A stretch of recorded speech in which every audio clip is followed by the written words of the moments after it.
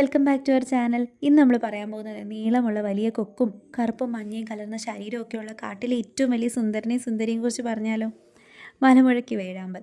തൂവലുകൾക്കുള്ളിലൂടെ കാറ്റുന്ന പോലുള്ള ശബ്ദവും മല മുഴക്കുന്ന വിധത്തിലുള്ള കരച്ചിലൊക്കെയാണ് ഇവയെ മലമുഴക്കി വേഴാമ്പലാക്കിയത്.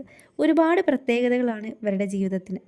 പ്രധാന പ്രത്യേകത നമ്മുടെ കേരളത്തിൻ്റെ സംസ്ഥാന പക്ഷിയാണ്. കാരണം ഇവർക്ക് ഒരു പങ്കാളി മാത്രമേ ജീവിതാവസാനം വരെ ഉള്ളൂ. ബന്ധങ്ങൾക്ക് അത്രമേൽ വാല്യൂ ഇവർ കൊടുക്കുന്നുണ്ട്. മുട്ടയിടാനായി ശിഖരങ്ങളില്ലാത്ത ഏറ്റവും ഉയരമുള്ള മരത്തിലെ പൊത്താണ് ഇവർ തിരഞ്ഞെടുക്കുന്നത്. പെൺപക്ഷി പൊത്തിൽ കയറിയാൽ തൂവലുകളെല്ലാം പൊഴിച്ച് ഈ തൂവലുകൾ എന്ത് ചെയ്യും? മുട്ടയ്ക്ക് പട്ടുമെത്ത പോലെ ഒരുക്കും. ആൺപക്ഷി ചെളിയും കാഷ്ടവും ഒക്കെ കൊണ്ട് പൊത്തടയ്ക്കും. തീറ്റ സ്വീകരിക്കാനുള്ള ചെറിയൊരു ദ്വാരം മാത്രമേ ഇവരിടത്തുള്ളൂ. 40-50 ദിവസം എടുത്തിട്ടാണ് മുട്ട വിരിയുന്നത്. ആൺവേഴാമ്പലാണ് ആഹാരം എത്തിച്ചു കൊടുക്കുന്നത്.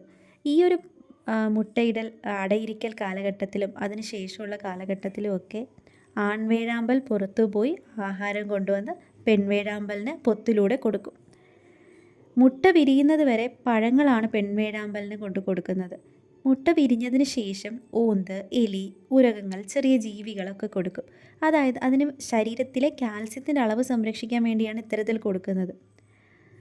മുട്ട വിരിഞ്ഞതിന് ശേഷവും പെൺ വേഴാമ്പൽ ഇര തേടി പോകില്ല. കുറച്ച് ദിവസം കൂടി ഇര തേടാതെ കൂട്ടിനുള്ളിൽ കുഞ്ഞുങ്ങളെ നോക്കിയിരിക്കും. പറക്കാൻ പഠിപ്പിക്കും.